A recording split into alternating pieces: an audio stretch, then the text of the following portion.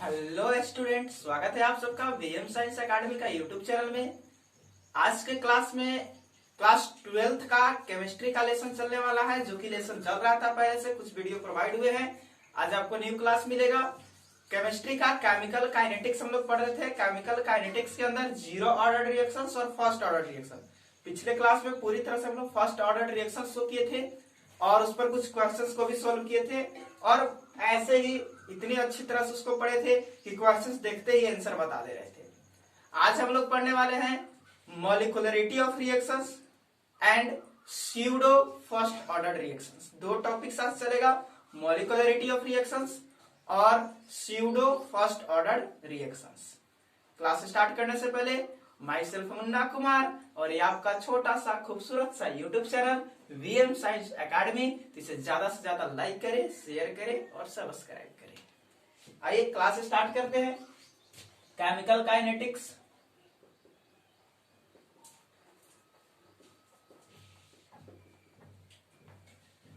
और आज हम लोग पढ़ने वाले हैं molecularity of reactions.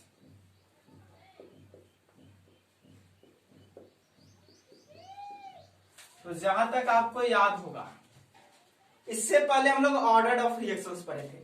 Molecularity of reactions Hindi में कहते हैं इसे अभिक्रिया की अनुकता। अभिक्रिया की अनुकता, नाम से ही क्लियर है। अनुकता यानी अणु पर डिपेंड करेगा, मॉलिक्यूल पर डिपेंड करेगा। जबकि हम लोग पीछे पढ़े थे ऑर्डर ऑफ रिएक्शन। याद होगा आपको कि ए प्लस बी और कोई प्रोडक्ट गिव्स करता है, ये दोनों मिलकर के। तो इसका जो रेट इक्वेशन हम लोग लिखते थे, आर इक्वल टू के ए का पावर एक्स इंटू बी का पावर वाई, वेयर जहां एक्स और वाई क्या था, कंसंट्रेशन का पावर था। एक्स ए का ऑर्डर ऑफ रिएक्शन, ये ए का ऑर्डर ऑफ रिएक्शन था और ये बी का ऑर्डर ऑफ रिएक्शन था। तो टोटल जो ऑर्डर ऑफ रिएक्शन होता था, जिसको हम लोग एन से सूचित करते थे, एक्स प्लस वाई होता था। यानी कंसंट्रेशन के पावर का जोड़ ही हमारा क्या होता था, ऑर्डर ऑफ रिएक्शंस। और ये पावर कहां से बनता था, तो देखते थे कि किस तरह से रिएक्शन चेंज हो रहा है, कि इसको डबल करने पर रेट ऑफ रिएक्शन में क्या चेंज हो रहा है। अगर ये डबल के रेट ऑफ रिएक्शन भी डबल हो जाए तो ये इसका पावर 1 देते। अगर इसको डबल कर रेट ऑफ रिएक्शन 4 गुना बढ़ जाए तो डबल तो 4 गुना, तो यहाँ पावर 2 करते है कि नहीं। तो इस तरह से पीछे अगर आप लोग नहीं देखे होंगे तो केमिकल काइनेटिक्स @3 का वीडियो जा करके देख लेंगे। आइए बात करते हैं आज अभिक्रिया की अनुकता, मॉलिक्यूलरिटी ऑफ रिएक्शंस। जैसे देखिए, अगर कोई क्वेश्चंस दिया हुआ है कि 2a plus B equal to C. अब यहां मॉलिक्यूलरिटी ऑफ रिएक्शन, देखिए ऑर्डर ऑफ रिएक्शंस को ओआर कहते थे, इसको एमआर कहेंगे। इसको शॉर्टकट में हम लोग क्या कहेंगे, एमआर। तो मॉलिक्यूलरिटी ऑफ रिएक्शंस देखिए, जो कि डिपेंड करता है मॉलिक्यूल्स पर। डिपेंड किस पर करता है बाबू, मॉलिक्यूल्स पर। तो देखिए वो भी रिएक्टेंट का मॉलिक्यूल्स पर, ना कि प्रोडक्ट, क्योंकि भैया रिएक्टेंट से प्रोडक्ट बनता है। तो ए का कितना मॉलिक्यूल्स है, 2। बी कितना मॉलिक्यूल्स है, 1। तो मॉलिक्यूलरिटी ऑफ रिएक्शंस कितना हो जाएगा, 3। यानी कि किसी रासायनिक अभिक्रिया में प्रतिकारक के मॉलिक्यूल्स के जोड़ को ही मॉलिक्यूलरिटी ऑफ रिएक्शंस कहते हैं। क्लियर। जैसे मान लीजिए है आपके पास 3a प्लस 2b और इधर दिया 5c, तो बताइए तो मॉलिक्यूलरिटी ऑफ रिएक्शंस क्या होगा, ये 3 है अब ये 2, यानी 3 प्लस 2 इक्वल टू 5। बस एकदम मस्त टॉपिक है कि नहीं। तो याद रखेंगे ये आपका मॉलिक्यूलरिटी ऑफ रिएक्शंस होता है। तो डेफिनेशन के साथ चलते हैं हम लोग। डेफिनेशन क्या हो जाएगा, किसी रासायनिक अभिक्रिया में, किसी रासायनिक अभिक्रिया में अभिकारक, अभिकारक बोले तो रिएक्टेंट, अभिकारक के मॉलिक्यूल्स के योग को मॉलिक्यूलरिटी ऑफ रिएक्शंस कहते हैं। अब कैसे, तो एग्जाम्पल देख लीजिए। मान लीजिए A plus B gives C, then MR यदि इसका लिखा जाए तो क्या होगा, ए का मॉलिक्यूल्स 1, बी कितना मॉलिक्यूल्स है 1, तो कितना हो गया 2। वही कोई कहे कि इसका तनी ऑर्डर ऑफ रिएक्शंस निकाल के तनी दो तो तुरंत रेट इक्वेशन लिखना होगा ए और बी। अब पावर में क्या दे, तो सर मैं बार बार कहता हूं कि ऑर्डर ऑफ रिएक्शंस एक्सपेरिमेंट से लिखाता है। क्या से लिखाता है, एक्सपेरिमेंट से। तो जब एक्सपेरिमेंट किया गया, तो पता चला कि ए का कंसंट्रेशन को डबल कर रहे हैं तो रेट ऑफ रिएक्शंस भी डबल हो रहा है। मतलब ए का कंसंट्रेशन जितना चेंज कर रहे हैं रेट उतना ही चेंज हो जा रहा है, तो पावर 1। बी का कंसंट्रेशन जितना चेंज कर रहे हैं रेट भी उतना ही चेंज हो जा रहा है। एक्सपेरिमेंट से पता चलता है बाबू, ए को कंसंट्रेशन को बढ़ाइए घटाइए, देखिए रेट भी उतने बढ़ घट रहा है। ज्यादा कर रहे हैं रेट बढ़ जा रहा है, कम कर रहे हैं रेट घट जा रहा है, तो दोनों सेम हो जाएगा। तो ऑर्डर ऑफ रिएक्शंस भी कितना हो जाएगा, 1 + 1 = 2। ऐसा होता है कब, जब जो रिएक्शन है वह सिंगल स्टेप रिएक्शन रहता है तब, क्योंकि सिंगल स्टेप में ही जो इसका कोफिशिएंट होता है उसको उठा करके यहाँ रख दिया जाता है। स्टोइकियोमेट्रिक कोफिशिएंट जो इसके पहले होता है उसको पावर बना दिया जाता है। हम बताए थे ऑर्डर ऑफ रिएक्शंस में, है कि नहीं। और आपको पढ़ना यही सब, बस उठा के पावर को रख दीजिए, आपको यही सब पढ़ने हैं, सिंगल स्टेप रिएक्शंस पढ़ने हैं। यहाँ से मॉलिक्यूलरिटी ऑफ रिएक्शंस और ऑर्डर ऑफ रिएक्शन दोनों क्या हो जाता है, सेम हो जाता है। जल्दी से नोट करेंगे।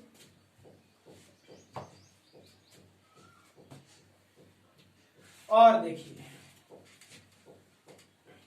और यदि रिएक्शंस की बात करें, जैसे एक रिएक्शन है कि H2 + I2 gives 2HI। अब ध्यान से देखेंगे, ये आपका रिएक्शन है।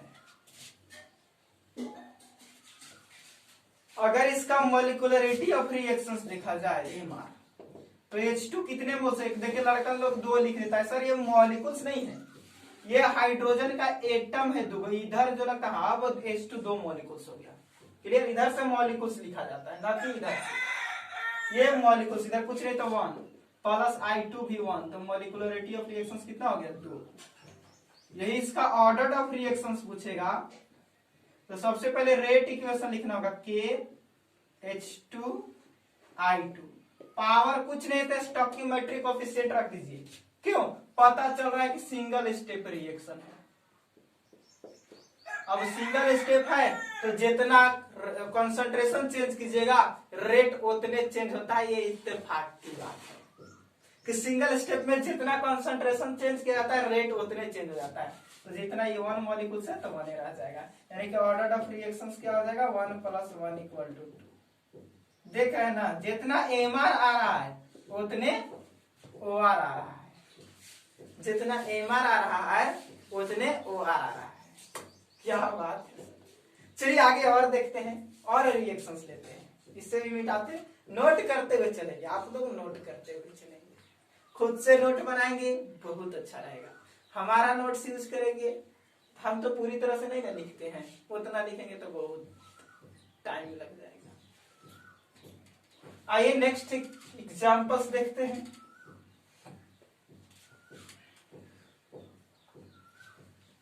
यही एग्जांपल है,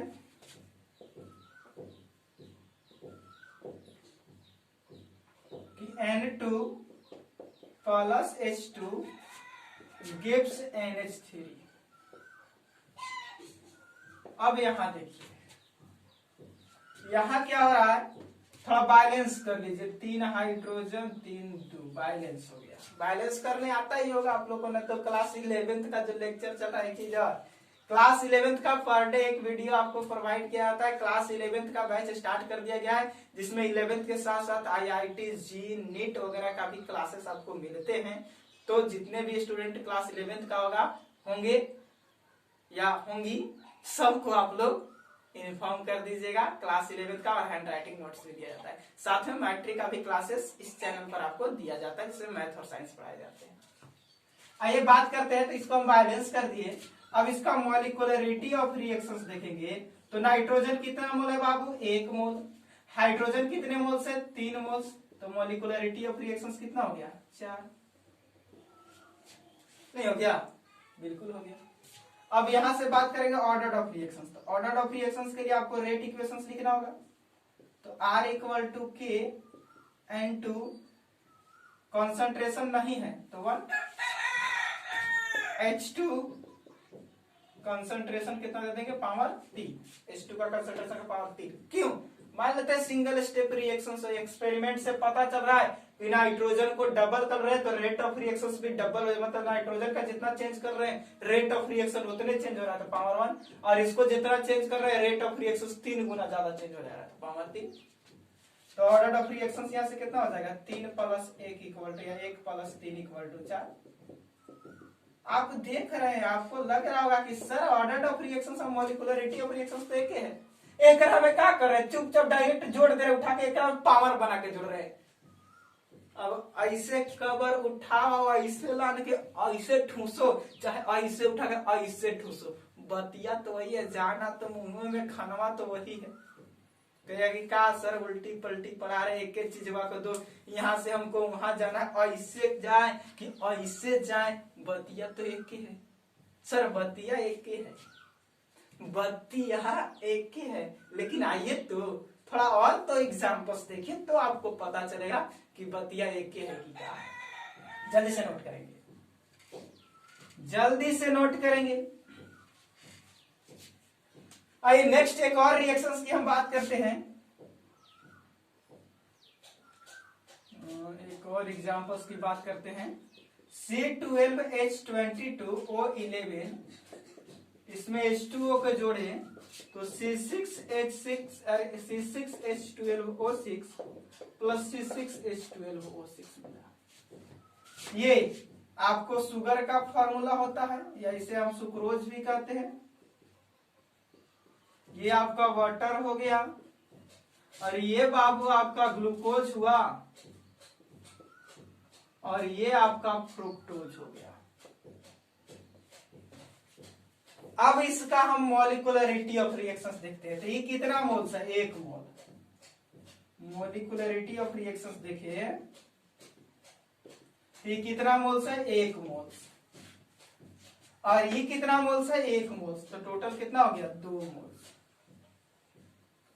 आइए अब ध्यान से देखेंगे इसका यदि ऑर्डर ऑफ रिएक्शंस देखें तो सबसे पहले रेट इक्वेशंस लिखना होगा। ऑर्डर ऑफ रिएक्शंस के लिए हमें रेट इक्वेशंस लिखने होंगे। तो सबसे पहले rate equations R equal to K C12H22O11 power 1 H2 power 1। तो ऑर्डर ऑफ रिएक्शंस क्या होता है 1 + 1 इक्वल टू 2। कहिए कि यहां तो सर बराबरी आ गया, लेकिन बाबू ये तुम्हारा गलत हो जाएगा। सर अभी तो इसमें पढ़ा रहे थे, गलती पढ़ा देते हैं हम लोग, तो सब वैसे पढ़ लिए, पढ़ाने उड़ाने आता नहीं है, आ जाते हैं यूट्यूब पर पढ़ाने। बताइए ये सब क्या हाल है सर? आपने बनाया सही, हमने पढ़ाया सही, न हम कोई गलती पढ़ाए हैं न आप कोई गलती पढ़े हैं। लेकिन यहाँ एक कंडीशन लगने वाला है। क्या कंडीशन लगने वाला है तो ध्यान से देखिए, ये गलत हो जाएगा। बिल्कुल सही बात है, एग्जामिनर्स आपको गलत कर देगा। क्यों? तो आप देखेंगे जो आपका रेट इक्वेशंस मिला है C12H22O11 और H2। अब यहां आप देखिए तो H2O जो है बहुत ही एक्सेस मात्रा में हमारे पास रहता है कि नहीं? बहुत अधिक मात्रा में H2O हमारे पास, पानी की बात कर रहा है, पानी। और जानते हैं पानी सबसे अच्छा क्या होता है? सॉल्वेंट होता है। पानी क्या होता है? सबसे अच्छा सॉल्वेंट होता है। तो पानी से रिएक्ट थोड़े ना करेगा, ये जाके पानी के अंदर डूब जाएगा, पानी के अंदर घुल जाएगा। है तो सब यही, सब आपका यही है। ये क्या होगा? पानी के अंदर जाके घुल जा रहा है। पानी इतना अधिक है, बहुत अधिक है पानी। अब बताइए इसका 1 मोल्स, पानी हमारे पास बहुत अधिक है, इसके अपेक्षा इन्फिनिटी मोल्स है पानी के पास। पानी हमारे पास आप देखें ना जी, पानी कितना है? पानी सबसे अच्छा क्या होता है? सॉल्वेंट होता है, घोलक होता है किसी चीज के लिए। पानी सबसे अच्छा घोलक होता है। अब बताइए पानी हमारे पास बहुत अधिक मात्रा में उपलब्ध है, इसका कुछ मात्रा है, तो इसके अपेक्षा सुक्रोज की अपेक्षा जो वाटर है वो तो इन्फिनिटी ना हो जाएगा। अब इसके पास मान लीजिए 100 मोल्स है पानी, हमारे पास 100 मोल्स, ऐसे तो बहुत पानी है, और इसका 1 मोल्स है, तो 1 मोल्स वाटर के 1 मोल्स से ही क्या करेगा, रिएक्शंस करेगा, बाकी 99% मोल्स क्या होगा, उसके तो बचे हुए रहेंगे। अब बताइए पूरे समुद्र में से 1 बाल्टी पानी निकाल लीजिएगा तो समुद्र के पानी कम हो जाएगा? आपको लगेगा कि समुद्र के पानी कम हो जाए? नहीं, यानी कि उसका पानी उतने के उतने दिखेगा, यानी कि कांस्टेंट दिखेगा, जबकि कम तो हुआ है, आपने निकाला है कम हुआ है, लेकिन आपको लगेगा कि पानी उतने का उतने, यानी कि वो कांस्टेंट है। तो रिएक्शन होने के बाद भी ऐसा लगता है कि H2O का कंसंट्रेशन में कोई चेंज नहीं हुआ है, ये कांस्टेंट है। H2O क्या है, कांस्टेंट है, इसके कंसंट्रेशन में कोई चेंज हो भी नहीं करता है। आप देखिए ना जी, आप चीनी और पानी को घोलकर शरबत बनाइए, चीनी पता नहीं कहां चल जाएगा, पानी तो उतने का उतने आपको लगेगा, लेकिन पनिया तो हमारा ये है, चीनी गायब हो गया, पानी को कुछ होता है नहीं, पानी वही नजर आ रहा है, चीनी गायब। ये चीनी और पानी है, ये चीनी और पानी है, चीनी को पानी में डालिए, चीनी का कंसंट्रेशन धीरे धीरे घट जाता है, पानी का कंसंट्रेशन घटता है, पानी तो उतने आपको लुकेगा, पानी तो आपको दिखबे करेगा, शरबत बन गया, है कि नहीं? अरे है कि नहीं? बिल्कुल है। तो इसका कंसंट्रेशन कांस्टेंट रहता है और एक यहाँ आपका कांस्टेंट है, तो दोनों कांस्टेंट को एक साथ करके हम लिख देते हैं के, और इस कांस्टेंट को कर दिए तो क्या हो गया के डैश, क्योंकि इसके कंसंट्रेशन पर कोई प्रभाव नहीं पड़ रहा, तो ये कांस्टेंट दोनों कांस्टेंट को एक साथ करके हम क्या कर दिए, नया कांस्टेंट बनाए के डैश, और बच गया आपका C12 H22O11 का पावर 1। तो ऑर्डर ऑफ रिएक्शन इसका कितना देगा, सिर्फ और सिर्फ 1, इसका पावर नहीं देखा जाता है। ऐसे भी आप यही से सोच लीजिए, इसके कंसंट्रेशन पर कोई प्रभाव नहीं पड़ रहा है, तो खाली एक ना बचा, और एक कंसंट्रेशन का पावर 1, तो सीधे आंसर क्या हो जाएगा 1। देखिए यहां से आप लाए थे 2, जबकि हकीकत में कितना आया 1, इसलिए आपका ये गलत है, ये बिल्कुल आपका सही हो जाएगा। अब देखो molecularity of reactions 2, order of reaction 1, हो गया ना सर अंतर? अरे हो गया ना अलग अलग? बिल्कुल हो गया, हो गया कि नहीं हो गया? तो ऐसे रिएक्शंस को कहा जाता है स्यूडो, ऐसे रिएक्शंस को कहा जाता है pseudo first order of reactions, ऐसे रिएक्शन को कहा जाता है pseudo first order of reactions, आभासी एकागुक प्रथम कोटि अभिक्रिया, कि जिसका ऑर्डर ऑफ रिएक्शंस वास्तव में एक नहीं होता है, हकीकत में एक नहीं होता है, लेकिन एक दिए गए शर्त के अनुसार, देखिए शर्त लगा है कि एक सॉल्वेंट है, बहुत अधिक मात्रा में होता है, तो इस शर्त के अनुसार इसका ऑर्डर ऑफ रिएक्शंस को 1 बनाया जाता है, तो वैसे अभिक्रिया को कहा जाता है स्यूडो फर्स्ट ऑर्डर रिएक्शंस। जल्दी से नोट करेंगे, तो अब ये टॉपिक हम लोग पढ़ने वाले हैं, इसे नोट कीजिए, जल्दी से नोट कीजिए, जल्दी से नोट कीजिए।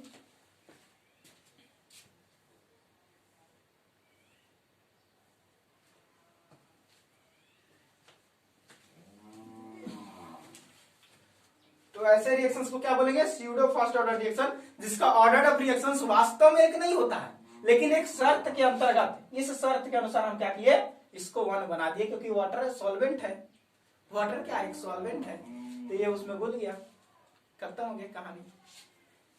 आइए तो टॉपिक बनाएंगे स्यूडो, स्यूडो PSUDO,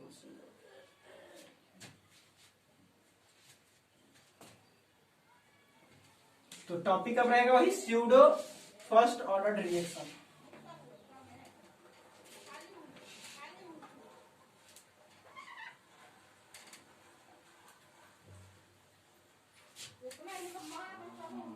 टॉपिक आपका रहेगा स्यूडो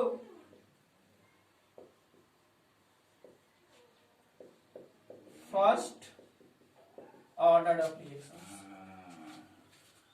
हिंदी में कहते हैं इसको आभासी एकागुक प्रथम कोटि अभिक्रिया।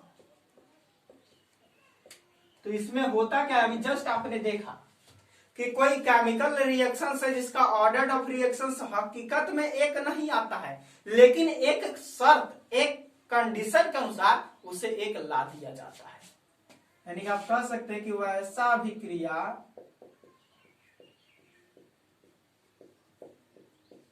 जिसका ऑर्डर ऑफ रिएक्शंस का मान एक नहीं होता है, लेकिन किसी शर्त के अनुसार, किसी दिए गए शर्त के अनुसार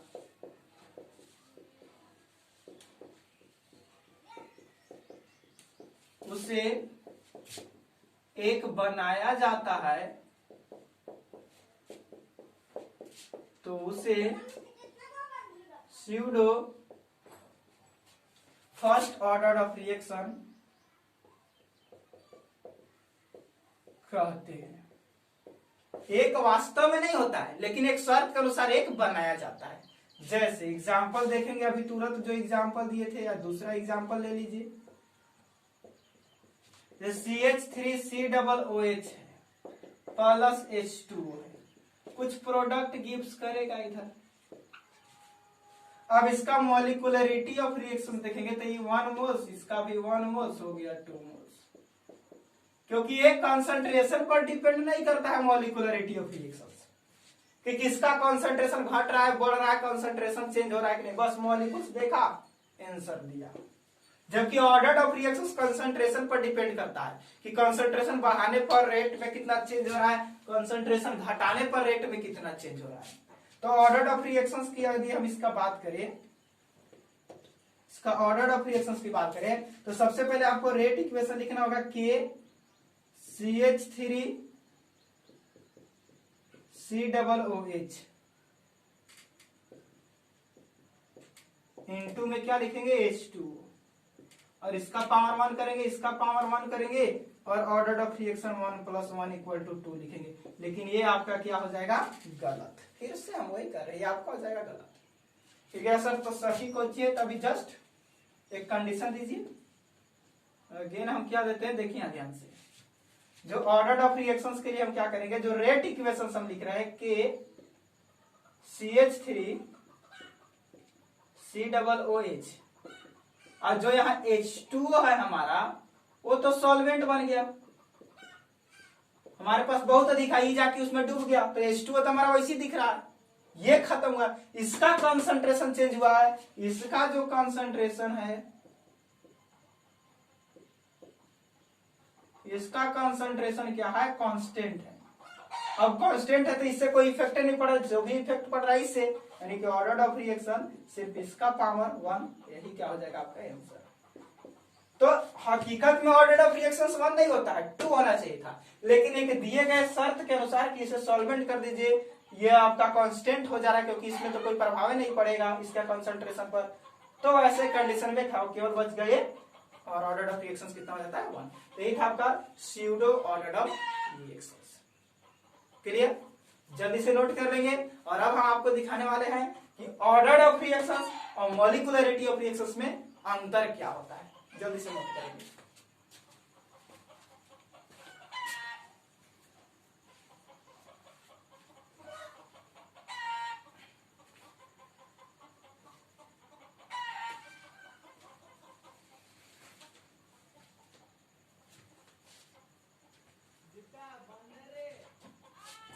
चलिए, हो गया होगा। तो टॉपिक बनाएंगे difference between molecularity of reactions and order of reactions.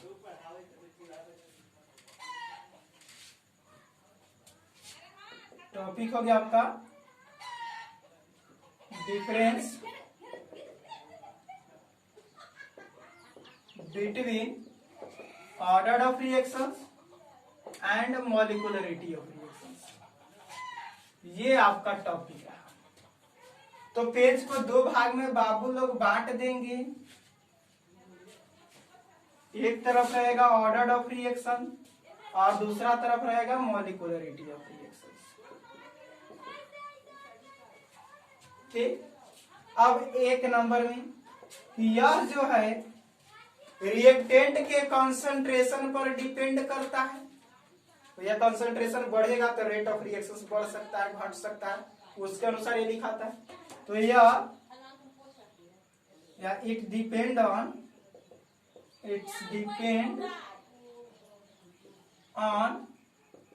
Concentration of reactants. आप हिंदी में खुद से लिख सकते हैं कि यह रिएक्टेंट्स के कंसंट्रेशन पर निर्भर करता है। और इसका देखेंगे तो इसको कंसंट्रेशन से मतलब नहीं है, ये क्या पर डिपेंड करता है, तो रिएक्टेंट के मॉलिक्यूल्स पर डिपेंड करता है। It's depend on molecules of reactants. यह रिएक्टेंट्स के मॉलिक्यूल्स पर डिपेंड करता है और यह उसके कंसंट्रेशन पर डिपेंड करता है। नेक्स्ट सेकेंड नंबर बात करें मॉलिक्यूलरिटी ऑफ रिएक्शंस का। मॉलिक्यूलरिटी ऑफ रिएक्शंस की बात करें तो हमेशा क्या है, फिक्स आने वाला जो भी स्टोइकियोमेट्रिक कोएफिशिएंट होता है, जो भी मॉलिक्यूल्स होता है, इसमें जो भी मॉलिक्यूल्स होता है उसको हम लोग लिख देते हैं, जबकि ये चेंज होता है।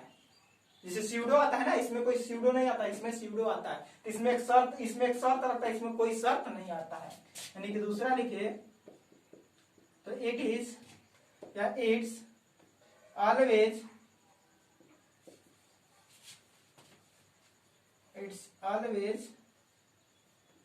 Defined by the molecules. यह हमेशा मॉलिक्यूल्स के द्वारा ही डिफाइंड होगा। लेकिन इसमें क्या है, कभी कभी कंसंट्रेशन पर डिपेंड, जैसे जो एक्सेस रहता है उस पर डिपेंड नहीं करता है। मतलब कि इसमें कोई जरूरी नहीं है कि एक्सेस हो, जो एक्सेस है या एक्सेस नहीं हो उससे कोई मतलब इसको नहीं है, हमेशा मॉलिक्यूल्स पर डिपेंड करेगा। और ये क्या है, it's does not define by molecules. ये मॉलिक्यूल्स पर हमेशा डिपेंड नहीं करता है, कभी कभी इसको बना दिया जाता है, कभी कभी इसको बना दिया जाता है, हमेशा डिफाइन मॉलिक्यूल्स पर नहीं करेगा। कभी कभी बना दिया जाता है तो दोनों सेम हो जाता है, लेकिन हमेशा ये मॉलिक्यूल्स पर डिपेंड है। ये भी मॉलिक्यूल्स पर है, जो स्टोइकियोमेट्रिक कोएफिशिएंट होता है उसको उठा के कंसंट्रेशन का पावर बना देते थे तो दोनों सेम आ जाता था, है कि नहीं। ऐसा सिर्फ और सिर्फ कब होता है, जब सिंगल स्टेप रिएक्शंस होता है तब ऐसा होगा। कब, only single step reaction. Single step reaction जो रहेगा उसमें काम कर लेगा, है कि नहीं। नेक्स्ट थर्ड नंबर यदि बात करें तो order of reactions equal to molecularity of reactions, इस कंडीशन के अनुसार, है कि नहीं। और वही अगर हम एक और बात करें, इधर लिख देते उसको, इधर का थर्ड नंबर लिखे, तो यदि सिंगल स्टेप रिएक्शंस ना हो, सिंगल स्टेप रिएक्शंस ना हो तो order of reactions equal not molecularity of reactions. मतलब बराबर हो भी सकता है, बराबर नहीं भी हो सकता है। अभी पीछे आप लोग देखे थे रिएक्शंस, यहाँ भी उस रिएक्शंस को लगा सकते हैं, है कि नहीं। जो स्यूडो वाला था, स्यूडो वाला में यहाँ चेंज होता है, यहाँ चेंज नहीं होता है। तो ये था आपका कुछ डिफरेंस, जल्दी से नोट करेंगे। जैसे रिएक्शंस भी आप देख सकते हैं, मान लेते हैं यही आपका रिएक्शन है कि H2 + I2 gives 2HI, तो इसका order of reactions equal to molecularity of reactions 2 आने वाला है। लेकिन वही आपके पास ये रिएक्शंस है कि मान लेते हैं CH + H2O और कुछ प्रोडक्ट दे रहा है, तो इसका मॉलिक्यूलरिटी ऑफ रिएक्शंस 2 आएगा और ऑर्डर ऑफ रिएक्शंस 1 आएगा। तो अंदर हो गया ना, यहां बराबर नहीं है, यहां बराबर है। नोट कीजिए, नोट कीजिए। तो स्यूडो ऑर्डर ऑफ रिएक्शंस हो गया।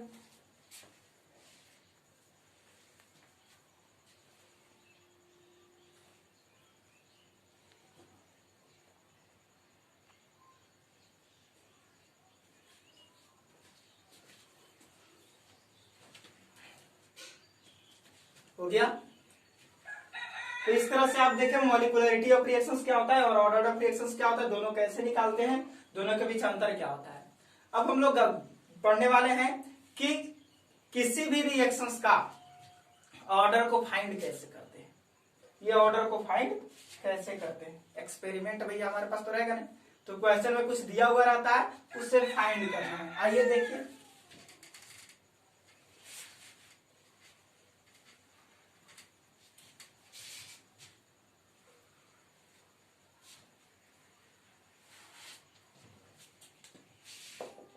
Find order of reactions. देखिए ऑर्डर ऑफ रिएक्शंस कैसे निकाला जाता है, ध्यान से देखेंगे। तो थोड़ा सा आप याद कीजिए, ये आपका एक तरीका बता रहे हैं निकालने के लिए ऑर्डर ऑफ रिएक्शन, नोट कर लीजिएगा। एग्जाम से कोई एग्जाम में 1 नंबर का क्वेश्चन आ सकते हैं क्योंकि तरीका है। तो आपको याद होगा कि आप पढ़े थे जीरो ऑर्डर रिएक्शन, जिसमें आपको इसका हाफ लाइफ पीरियड याद होगा A0/2K, याद है। और उसके बाद पढ़े थे फर्स्ट ऑर्डर रिएक्शन, जिसका हाफ लाइफ पीरियड आया था 0.693/K। और इसके बाद पढ़े थे इसका हाफ लाइफ पीरियड T1/2 आया था 0.693/K। और इसके बाद हम आपको सेकेंड ऑर्डर रिएक्शंस नहीं पढ़ाए थे, लेकिन सेकेंड ऑर्डर रिएक्शंस का जो हाफ लाइफ पीरियड होता है आप अपने से बना सकते हैं। अरे ए गिव्स प्रोडक्ट, और इसका जो रेट चेंज लिखेंगे R=K, हर ए का पावर 2 कर देंगे। अब इससे पूरा समीकरण बनाएंगे, क्या बनेगा कि नहीं बनेगा? बिल्कुल बनेगा। तो किसको भी बना सकते हैं। तो ये आपको आता है 1/2A0 K2K0 1/K0, ये रहता है, इसका हाफ लाइफ पीरियड हो गया। और जहां A0 क्या होता है, A0 आपका क्या होता है, इनिशियल कंसंट्रेशन।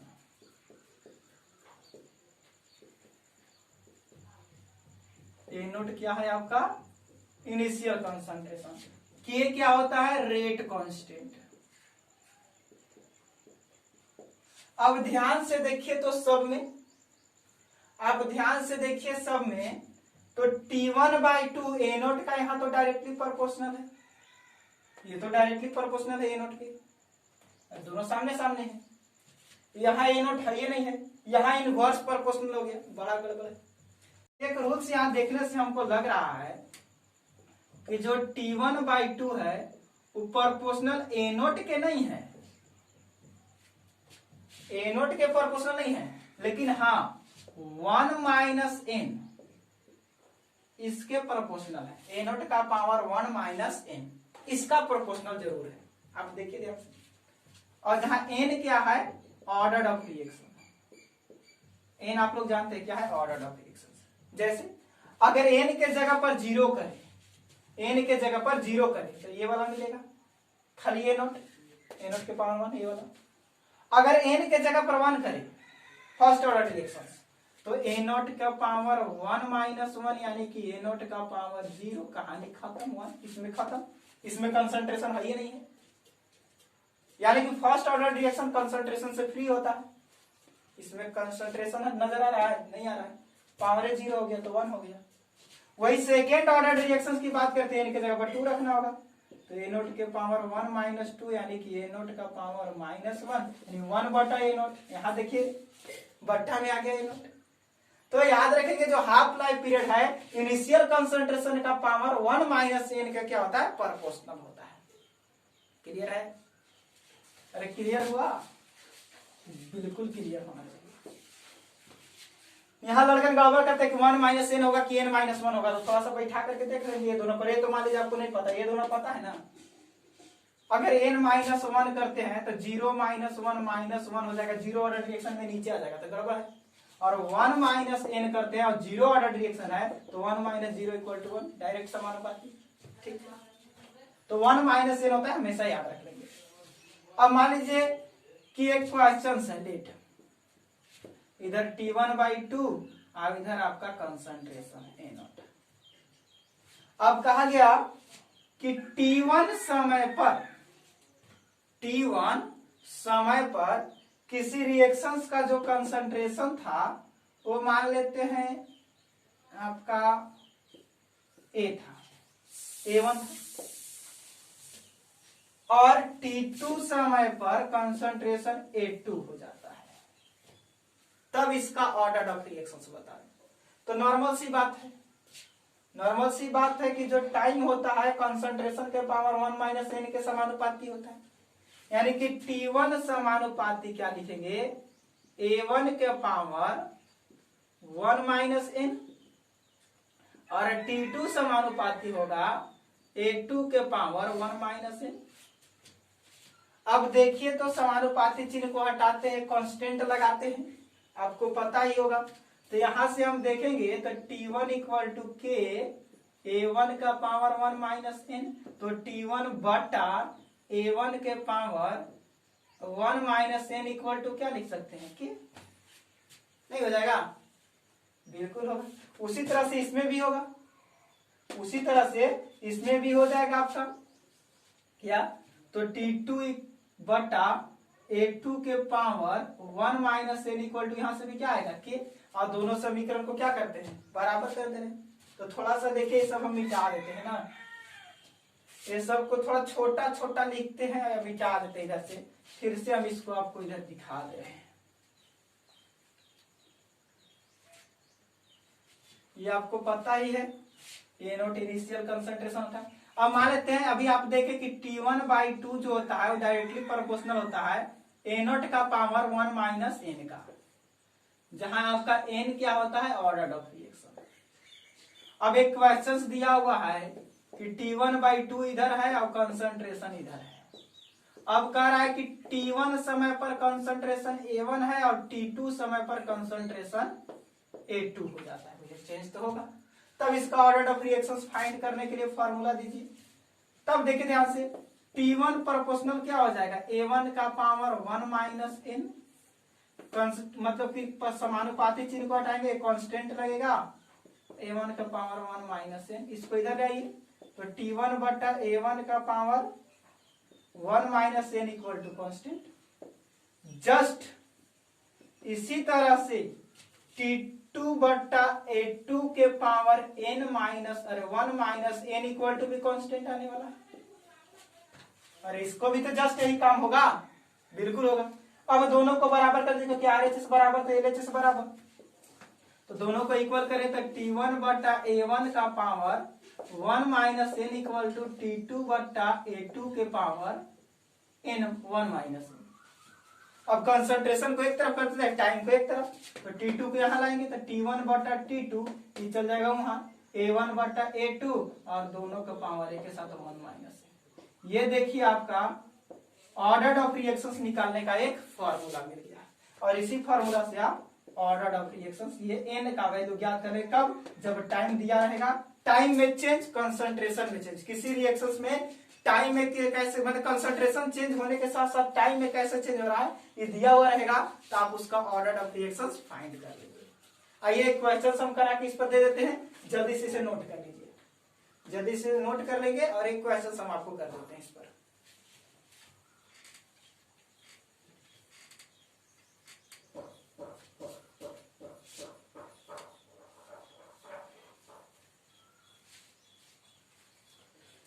हाँ देखिए क्वेश्चन है,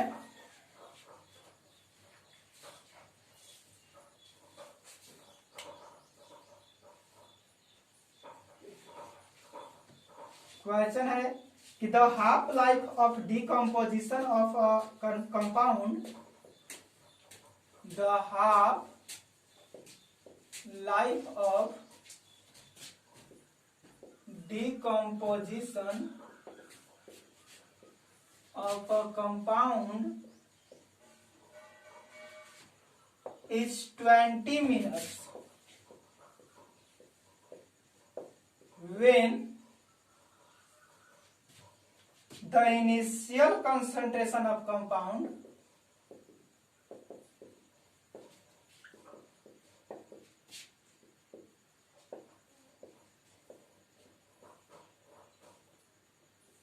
when the initial concentration of compound is double,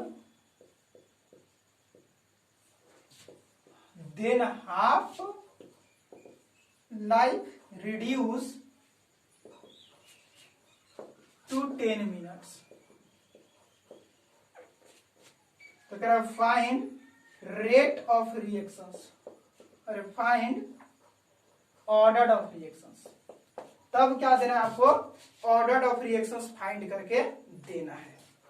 तो ध्यान से देखिए, तो क्वेश्चन क्या करा है कि हाफ लाइफ दिया हुआ है एक डीकम्पोजिशन ऑफ कंपाउंड का 20 मिनट। 20 मिनट में कोई कंपाउंड क्या होता है, डीकम्पोज हो जाता है कितना, आधा। अब करा कि जब इसके कंसंट्रेशन को दोगुना कर देते हैं, इनिशियल कंसंट्रेशन को क्या कर देते हैं, दोगुना कर देते हैं, तो हाफ लाइफ पीरियड 10 मिनट हो जाता है। तो ऑर्डर ऑफ रिएक्शंस ज्ञात करना है। तो शुरू का कंसंट्रेशन कितना था पता नहीं था, हम लेट कर लेते हैं इनिशियल कंसंट्रेशन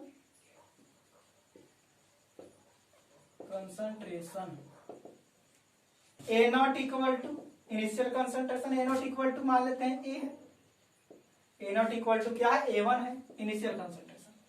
तो यहाँ जो हाफ लाइफ, यहाँ जो टाइम लग रहा है T1 इक्वल टू, आइए जो पढ़े थे हम लोग, आइए A1 इनिशियल कंसंट्रेशन को क्या माने थे हम लोग, A1। तो A1 इक्वल टू मान लेते हैं X। तो जो यहाँ टाइम लग रहा है T1 half life period, time कितना लग रहा है T1 20 मिनट। वही जब इनिशियल कंसंट्रेशन को डबल कर लेते हैं, यानी A2 डबल कर दीजिए 2x, इनिशियल कंसंट्रेशन को क्या कर देते हैं डबल, तब टाइम कितना लगता है T2 10 मिनट, सब हाफ लाइफ पीरियड है। तब क्या कर रहा है आपका ऑर्डर ऑफ रिएक्शन। तो आप फॉर्मूला जानते हैं, चूंकि T1 by T2 equal to A1 by A2 का पावर 1 माइनस n, ये तो फॉर्मूला आपके पास है। तो देखिए, तो T1 कितना हो गया 20, T2 कितना हो गया 10, A1 कितना हो गया x, A2 कितना हो गया 2x, और पावर क्या हो जाएगा 1 माइनस n। x से x कटेगा, 10 दूनी 20, होगा कि नहीं होगा, अरे होगा कि नहीं होगा, बिल्कुल होगा। आइए आप देखिए, तो यानी कि 2, अब इधर क्या हो जाएगा 1/2 का पावर 1 माइनस n। अब इसको पलट देते हैं, ये 2 था तो एक पलट देते हैं, तो ये 2 का पावर क्या हो जाएगा n माइनस 1। अरे 2 का पावर अब क्या हो जाएगा n माइनस 1। इसको पलट दिए ना, तो ये पलटता है तो पावर भी पलट जाता है ना।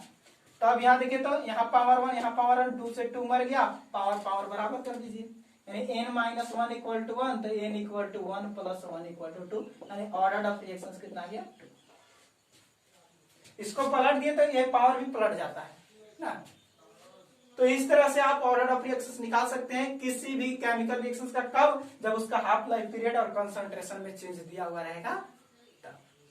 तो इसी तरह से मुस्कुराते रहिए और मिलेंगे नए क्लास में। चैनल को लाइक सब्सक्राइब जरूर कीजिएगा और शेयर भी कीजिएगा।